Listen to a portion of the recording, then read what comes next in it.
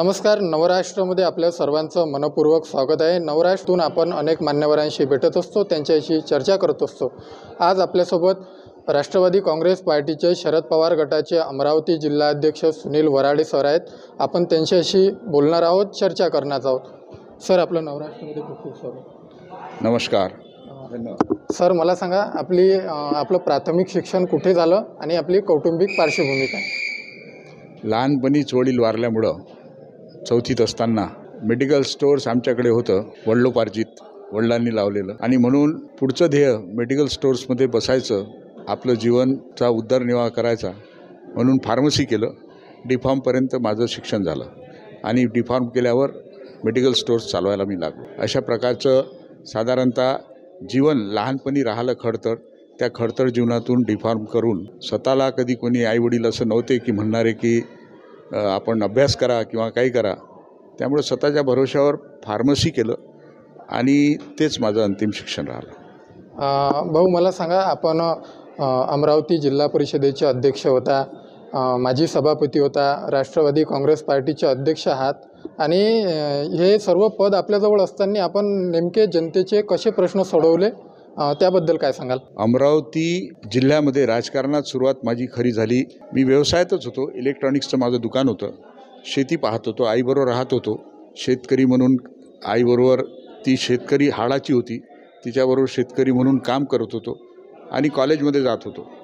अशा परिस्थितीमध्ये राजकारणाचा एक टर्न आला आणि अमरावती पंचायत समितीमधील सीट लढवायचा मला योग आला आणि त्या योगाच्या अनुषंगाने मी वयाच्या 23व्या वर्षी अमरावती पंचायत समितीच्या रेवसा सर्कलमधून निवडून आलो.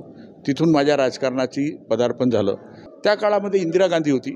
इंदिराजींच्या मोठ्या प्रमाणात एक 20 सूत्री कार्यक्रम हाती घेतला होता. या 20 सूत्री कार्यक्रमाच्या अंतर्गत इंदिराजींच्या मला आठवते की मी ठरवलं की खूप काम करायचं आणि पूर्ण विदर्भाच्या डिव्हिजनमध्ये मला अभिमानाने सांगावंसं वाटते की सभापती असताना विदर्भाच्या जेवढ्याही पंचायत समिती आहे, 64 पंचायत समित्या, या 64 पंचायत समित्यामध्ये 20 सूत्री कार्यक्रमामध्ये अमरावती पंचायत समितीचा सभापती म्हणून आणि अमरावती पंचायत समितीचा मध्ये काम करणारा एक माझा मी म्हणून मला शासनाने 20 सूत्री कार्यक्रमात अमरावती पंचायत समितीचा 1 नंबरचा गौरव केला होता आणि मुख्यमंत्र्यांनी त्यावेळेस मला त्या प्रकारचं पारितोषिकसुद्धा दिलेलं होतं. ही माझ्यासाठी अतिशय अभिमानाची गोष्ट होती. सर, मला सांगा, आपण सहकार क्षेत्रात कधीपासून कार्यरत आहे? सहकार क्षेत्रात खरं म्हणजे माझी सुरुवात अशी झाली की मी पाहिलं की कोणत्याही बँकेच्या किंवा कोणत्याही APMCच्या किंवा कोणत्याही देखरेखच्या किंवा कोणत्याही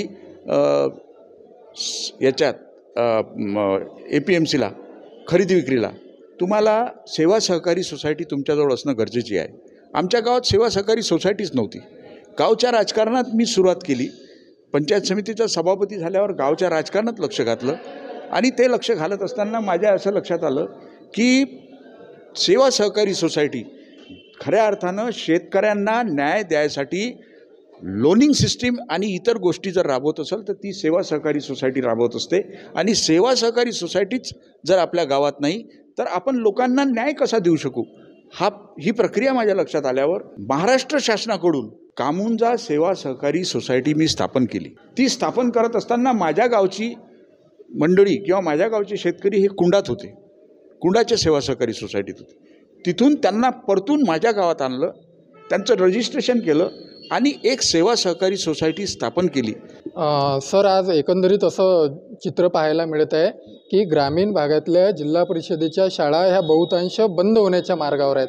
यावर आपलं नेमकं मत काय? अतिशय दुर्भाग्याची गोष्ट आहे. इन्फ्रास्ट्रक्चर जिल्हा परिषदजवळ भरपूर आहे. आज तो काळ राहिला नाही की एखाद्या मोठ्या माणसाच्या गावातल्या घरामध्ये जिल्हा परिषद चालू करावं लागेल. मला आठवते की माझ्या घरामध्ये अमरावती जिल्हा परिषदची पहिली कामुंजाची शाळा सुरू झाली होती. त्यावेळेस इन्फ्रास्ट्रक्चर जिल्हा परिषदजवळ नव्हतं. 1962मध्ये जिल्हा परिषदचं फॉर्मेशन झाल्यानंतर मला अजूनही आठवते की जिल्हा परिषदजवळ इन्फ्रास्ट्रक्चर नसल्यामुळं गावागावातल्या मोठ्या माणसांना त्यांनी जागा मागून जिल्हा परिषदच्या शाळेमध्ये सुरुवात जिल्हा परिषदची झाली होती. आज जिल्हा परिषदजवळ इन्फ्रास्ट्रक्चर भरपूर आहे. जिल्हा परिषदच्या सर्व शाळांमध्ये कम्प्युटराईज झालेलं आहे.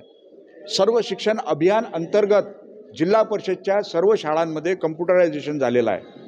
जिल्हा परिषदची अशी एकही शाळा नाही आहे जिच्याजवळ शिक्षक नाही आहे। जिल्हा परिषदच्या कोणत्याही शाळा पैशांनी कमी आहे अशी स्थिती नाही आहे। परंतु दुर्भाग्याने लोकांचा विश्वास जिल्हा परिषदच्या शाळांवर आपल्या मुलाच्या प्रगतीसाठी बसत नाही आहे आणि त्याची कारणं शोधण्याची अतिशय गरज आहे। जिल्हा परिषदचा शिक्षक आज 1-1 लाख रुपये पगार घेत आहे। जिल्हा परिषदजवळ सर्व गोष्टी आहेत, असं असताना असं का होते आहे याचा विचार करण्याची गरज आहे। प्रायव्हेटायझेशनमध्ये लोकसंख्या या देशाची खूप असल्यामुळं, महाराष्ट्राची खूप असल्यामुळं सरकारला एकीकडे ही गरज भासली की जिल्हा परिषदच्या शाळा कमी पडत आहे आणि मग प्रायव्हेटायझेशन करून जनरल शाळांना मान्यता देण्याची प्रक्रिया सुरू झाली। ही सुरू झाल्यानंतर असं लक्षात आलं की जनरल शाळांना मान्यता जी दिली होती ती मुलं खूप आहे आणि शिक्षण घेऊ नाही शकत जिल्हा परिषदच्या शाळेमध्ये म्हणून दिली होती।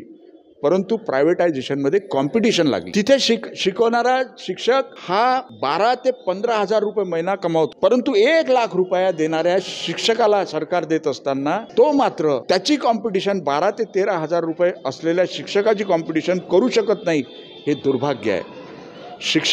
मी शिक्षकांच्या विरोधक नाही, परंतु शिक्षकांचे सर्व मुलं MBBS BE सगळे झालेले पाहायला मिळतात।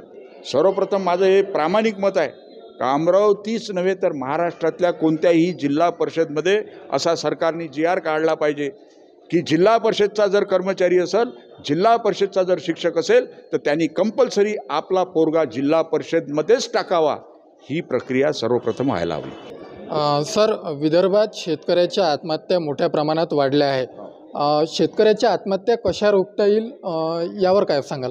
फार गहन प्रश्न आहे। या प्रश्नाचं उत्तर देणंही तेवढंच गहन आहे। या महाराष्ट्रातले सर्व नेते ह्या दृष्टीनं प्रयत्न करताना सत्तेतले आणि सत्तेच्या बाहेरचे दिसत आहे, परंतु उत्तर सापडत नाही आहे।